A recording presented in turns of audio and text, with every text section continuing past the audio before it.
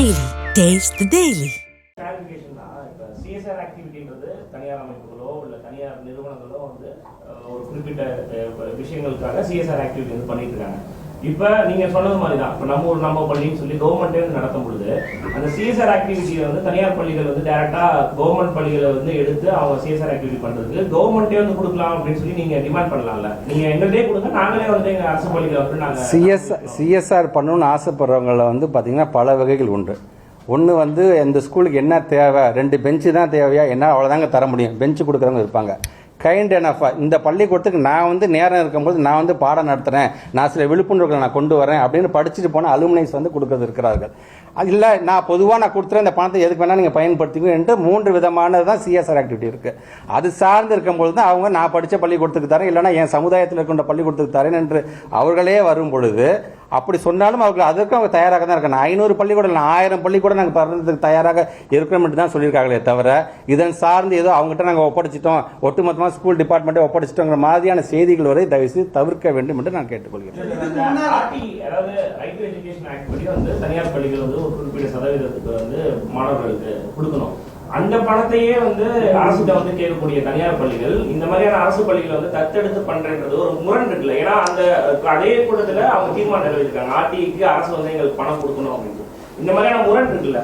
இல்லை மெயினாக சொல்கிறேன், அந்த தத்து எடுத்துங்கிற வார்த்தை செஞ்சு எடுத்துருங்க. தத்து எடுக்கிறது இல்லை, அது வந்து நாங்களும் எங்களால் முடிஞ்ச கான்ட்ரிபியூஷனை தரேன்னு என்று சொல்லியிருக்காங்க. ஆர்டிஐ பொறுத்தவரை உங்களுக்கே தெரியும், இன்னைக்கு ஒன்றிய அரசு நம்ம என்னதான் நம்மள நெருக்கடியில் தள்ளிக்கிட்டு இருந்தாலும் இன்றைக்கு நாம் தனியார் பள்ளிக்கு தர வேண்டிய ஆர்டி அமௌண்ட் இன்னும் பெண்டிங்கில் தான் இருந்துட்டு இருக்கு நமக்கு. ஸோ அந்த ஃபண்டு எப்போ வருதோ அதை பார்த்து ஒவ்வொன்றையும் பேர் பண்ணி நம்ம கொடுத்துட்ருக்கோம். நம்ம இவ்வளோ நம்ம பேசுகிறோமே, ஏன் நம்ம சார் இந்த ஒன்றிய அரசு ஏன் சார் நம்ம பணத்துக்கு நம்ம கொடுக்க மாட்டேங்கிறாங்க, ஏன் சார் இன்றைக்கி நம்ம வந்து இவ்வளோ கழுத்தை நெரிக்கிறாங்க, தயவுசெய்து இப்பயும் நான் சொல்கிறேன் அவங்க மூலமாக எங்களுடைய மாநில பட்டியலுக்கு தயவுசெய்து எங்களுடைய கல்வியை கொடுத்துருங்க, அதை நாங்களே பார்த்துக்கிறோம், எங்கள் பிள்ளைங்களை நான் எப்படி வளர்த்துருக்கோம் நாங்கள் இன்றைக்கி நாங்கள் காமிக்கிறோம். பார்த்தீங்கன்னா இந்த மாதிரி நாங்கள் இந்த பட்டியல் நாங்கள் எங்கே வந்திருக்கோன்னு இதை இன்னும் மிக விரைவாக 1வது இடத்துல வரதுக்கான அனைத்து வேலையும் செய்து நாங்கள் காத்துக்கணும். தயவு செஞ்சு மாநில பட்டியல்களை கொடுத்துருங்க அப்படிங்கிறத மீண்டும் நான் வைக்க நான் கடமைப்பட்டேன். ஆர்டிஐ வந்து பார்த்தீங்கன்னா ஃபண்ட் வந்து இன்னும் மத்திய அரசு கிட்ட இருந்து அவங்க தனியார் பள்ளிகளுக்கு போலன்னு சொல்கிறாங்க, இல்லை நம்ம கிட்ட இருந்து போலே பிரச்சனை இல்லை. அதான் இப்போ திருப்பி அவங்க எஸ்எஸ்சியில் வந்து எஸ்எஸ்சினால எவ்வளோ இம்பேக்ட் இருக்குது, எவ்வளோ ப்ராஜெக்ட் நமக்கு வந்து அடி வாங்குது. உதாரணத்துக்கு இப்போ நம்ம வந்து அனௌன்ஸ்மெண்ட் கொடுத்துருக்கோம் லாஸ்ட் இயர், சென்சரி பார்க் நம்ம வந்து கொடுக்க போகிறோம், ரோபோட்டிக்ஸ் நம்ம கொடுக்க போகிறோம் நம்ம சொல்லியிருந்தோம். நம்ம இதெல்லாம் எதை பேஸ் பண்ணால் 60:40 ரேஷியோ எஸ்எஸ்சி அமௌண்ட் வரும். இப்போ அதெல்லாம் வராத பட்சத்தில் இன்றைக்கி அந்த ப்ராஜெக்டோடைய அந்த குவான்டிட்டிஸ் கொண்டு போகிறதெல்லாம் பார்த்தீங்கன்னா நம்பர்ஸ் வந்து இப்போ கம்மி பண்ண வேண்டிய சூழ்நிலை இருக்குது.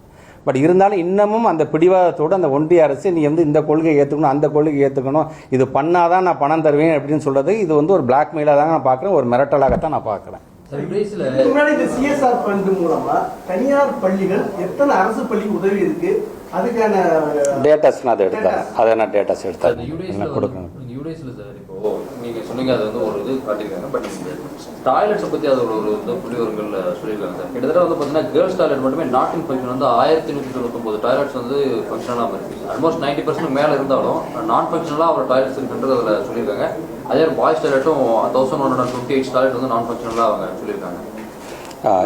இப்போ இந்த டிஸ்கஷனில் எங்களோட HODs discussion one of the பாயிண்ட்டை நம்ம டிஸ்கஸ் பண்ணும்போது நீங்கள் சொன்ன மாதிரி அந்த பாயிண்ட்ஸ்லாம் நாங்கள் வந்து பார்த்தோம். நாங்கள் அதில் எங்கெங்கெல்லாம் வந்து இந்த அன்டைடு காம்பனண்ட்டாக ஏதோ விதத்தில் இந்த இப்போ நான் பள்ளிக்கூடத்துக்குன்னு அந்த சிஎஸ்ஆர் கட்டி தரேங்க, நீங்கள் எதுக்கான பயன்படுத்திங்கன்னு சொல்கிறாங்க பார்த்தீங்களா, அதை எங்கெங்கெல்லாம் நீங்கள் இப்போ நீங்கள் கேட்ட பார்த்தீங்களா, இப்போ எந்தெங்கெல்லாம் டாய்லெட்ஸ் இருக்குன்னு அதுக்கு அந்த ஃபண்டை நீங்கள் வந்து ட்ரான்ஸ்ஃபர் பண்ணுங்கள். ஏன்னா பெண்கள் பிள்ளைங்க படிக்கிற இடத்துக்கு வந்து நம்ம கண்டிப்பாக டாய்லெட் ஃபெசிலிட்டிஸ் வந்து ரொம்ப அவசியம், அதுக்கு முக்கியத்துவம் கொடுங்கன்னு சொல்லியிருக்கோம். அதுவும் நம்முடைய சுதன் சாராக தான் பார்க்குறது, இமீடியட்டாக அதுக்கான வேலையும் அதை செய்வாங்க.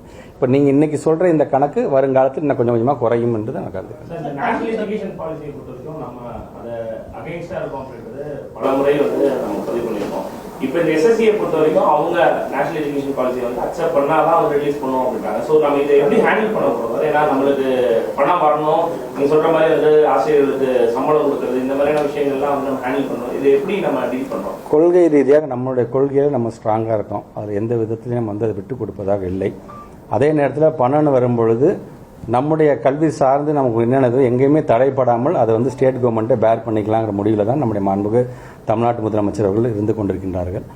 இன்னமும் பார்த்தீங்கன்னா ஒன்றிய அரசுலேருந்து எங்களுடைய ஆஃபீஸஸ் மூலமாக ஏன்னா இன்னும் அமைதியாக இருக்கிறீங்க, ஏன் வந்து கேட்க மாட்டேறீங்க, ஏன் வர மாட்டேறீங்க, கையெழுத்து போட்டால் தான் என்ன, மற்ற ஸ்டேட்லாம் கையெழுத்து போடுது அப்படிங்கிற ஒரு அழுத்தத்தை மறைமுகமாக இன்னும் அவங்க கொடுத்துக்கிட்டு தான் இருக்கிறார்கள். பட் இது வரைக்கும் நாம் அதுக்கு வந்து அடிப்பணிய வேண்டிய அவசியம் இல்லை. எதாக இருந்தால் ஸ்டேட் கவர்மெண்ட் நம்மளே பார்த்துக்கலாம். நம்ம பிள்ளைங்களுக்கு என்ன தேவைங்கிறது அது நமக்கு தான் தெரியும். அவங்கள காட்டிலும் எங்கள் முடிவில் தான் நம்ம இருக்கின்றோம்.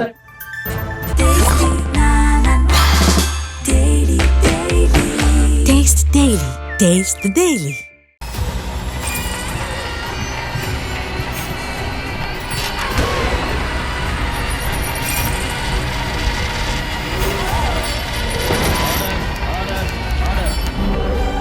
நிகழ்தகவு குற்றங்களின் மறுபரிமாணம் நாள்தோறும் இரவு 10 மணிக்கு இணைந்திருங்கள் நமது நியூஸ் தமிழ் தொலைக்காட்சியோடு.